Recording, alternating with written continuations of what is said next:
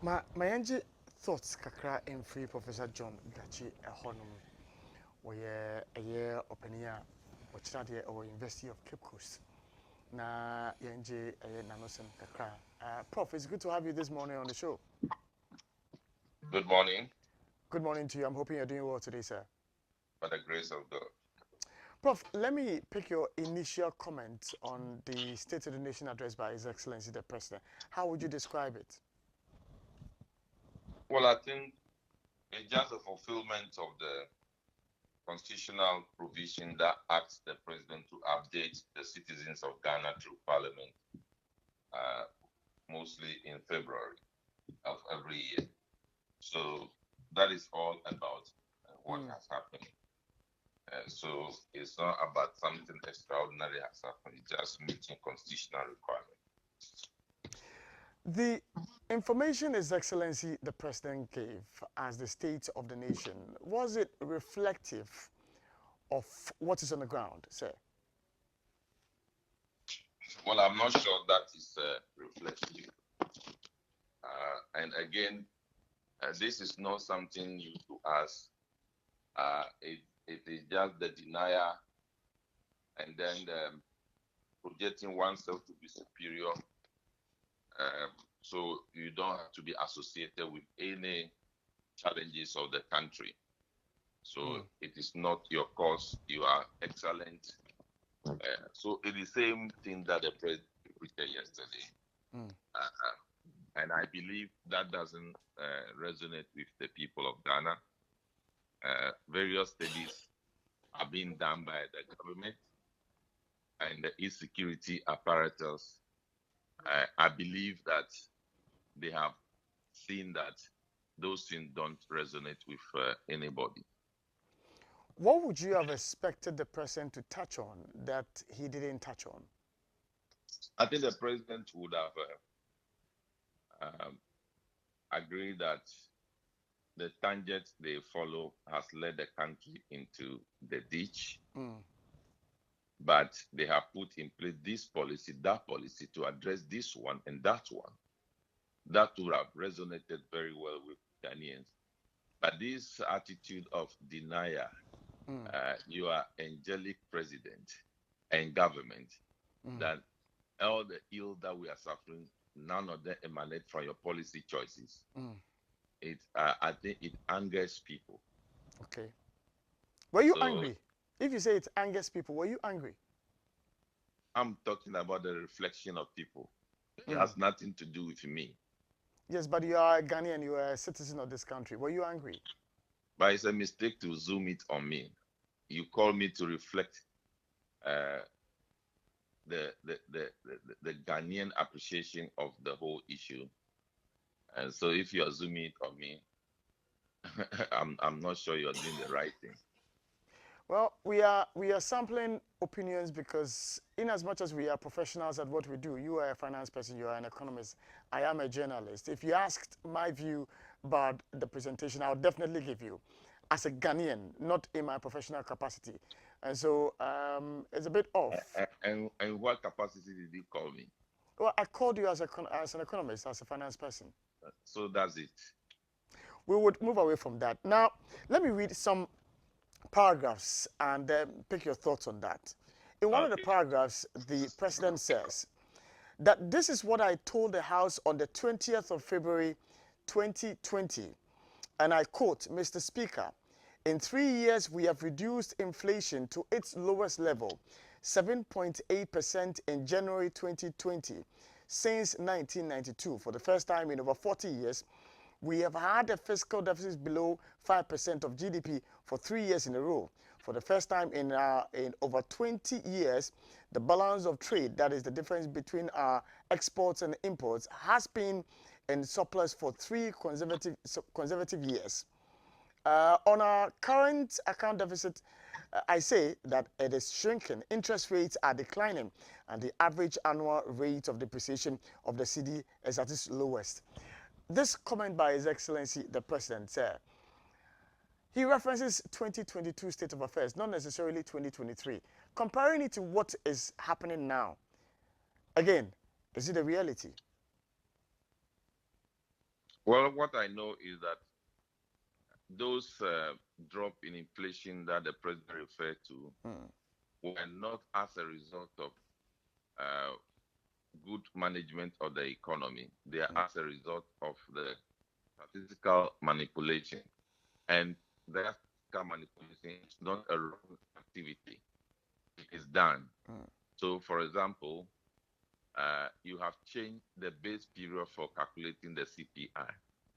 And definitely that would dip significantly the CPI, and for that matter, inflation. So they have rebased GDP, they have rebased the CPI. That was the result of that activity. That dropped the CPI and the increased GDP. So it is not out of productive activity that you have engaged in that resulted in that. That is why it is even short-lived.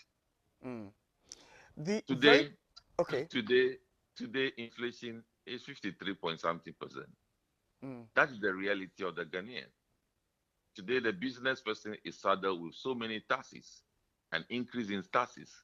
That is the reality of the Ghanaian. Today, people don't have jobs. Even job we claim we have created for poor people, they have all released to the unemployment market.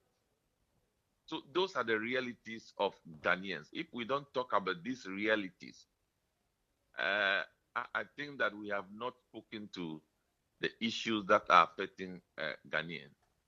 So that's the reality. We need to seek to be doing something. Today, we are spending so much millions of dollars to import rice. Today, we are spending so much millions of dollars to import tomatoes into the country. Those are the realities. Those are the things when you have done something significant about and you report to Ghanaians, then it means that you are managing the economy for them. Now, let's talk about a very thorny one, which has to do with the IMF program and where we are. There's always been the constant assurance by His Excellency the President that by March, we would have been done with the program and that the $3 billion we are looking for would hit our account. Is this a reality as well? I think let me clear the second part before I come to the first part. The second part is that no IMF program will give you 3 billion as a bullet amount. No IMF program. So all those people who are believing that some 3 billion will come and hit Ghana's account and then it will change everything all of a sudden is a false hope. The IMF will give you benchmark of performance. If the benchmark of performance is achieved, it will release a percentage of the money to you. So let's even assume that for the 3 years that the program will run, they will give you 1 billion, 1 billion, 1 billion. So it is not true that we are expecting some 3 billion to hit the account of government and things will change all of a sudden. In any case, the problem of Ghana is not only about the finances. It's also about our productive capacity. It's also about prioritizing what we can produce, what we cannot produce. It's also about making the business environment very reflective of the needs of the business community. Those are the things that we need. Now, as to whether IMF program will be achieved by March ending, is something that is not certain. If the government and the president work assiduously, very hard, to meet all this and remove all those encumbrances to the achievement of this thing, so be it. But the development has not seemed to point to the fact that an IMF deal will be clinched at the end of this month. Now, for the benefit of my viewers and my listeners, necessarily, if you educate us to tell us that the money is going to come in tranches, as and when we are able to meet some key performance indices or indexes, that's when the money would come. Now, what necessarily would an IMF program, if completed, do to our economy? An IMF program basically will restore the fiscal situation of the country. It will make you what you are doing, the overborrowing by the central bank to government, which is creating inflationary pressure. They will stop you from doing it. You know, there are two things here. We have what we call an MOU towards zero financing by the central bank. What that means is that the government of Ghana put a law in place saying that the central bank can lend to government no more than 5% of the previous year's revenue. And the IMF was not happy with that.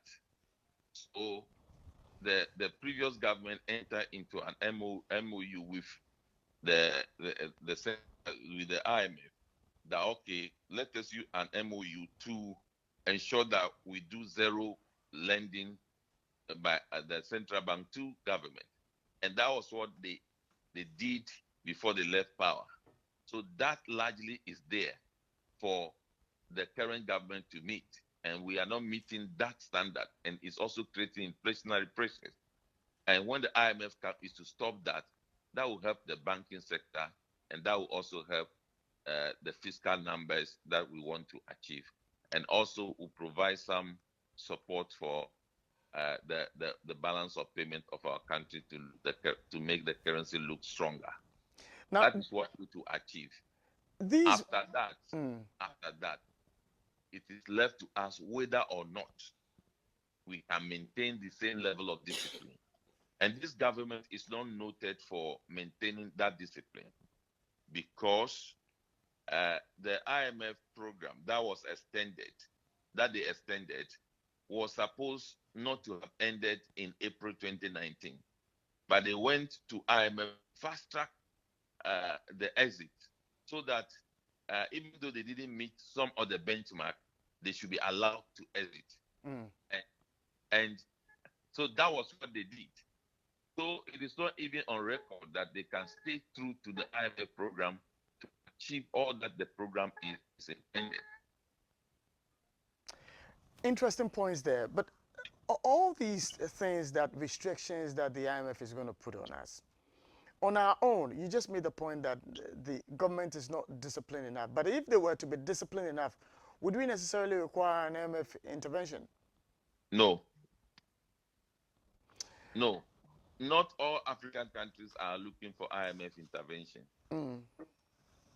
So that's one indicator.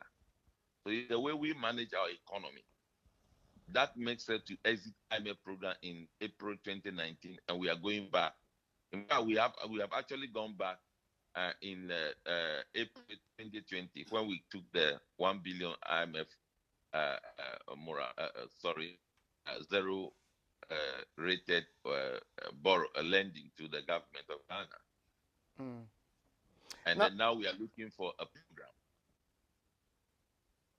Now, one of the key points the president made has to do with our balance of trade and the drive to ensure that we are able to balance our books, and then we export more and we earn more.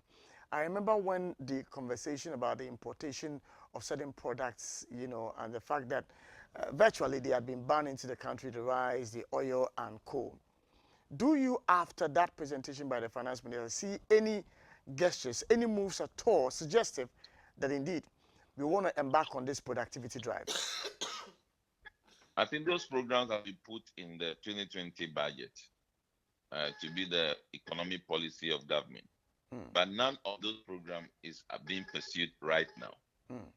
So that is the problem we are facing. So those policies to ban rice importation, those policies to, cut down on some importations, are the policies we should be implementing. So if we now capture them at our budget, we should make sure that we deal with them, we implement it religiously. But that is not being seen across the country. All right. So we think that the solution of the country is only an IMF engagement, and it's no longer that money hits Ghana. That's all. In fact, there are people in Makola who are even being deceived already that IMF money has landed, and so that they should start selling their dollar at a certain rate, so that artificially the dollar will be going down. A lot of things are happening in the country, but those are not the real thing that will save the country. Prof, I thank you for making time to join us this Thank morning you. on the show. And that's Professor John Gartchie joining us. He's a senior lecturer at the University of Cape Coast, sharing some thoughts with us on the show this morning.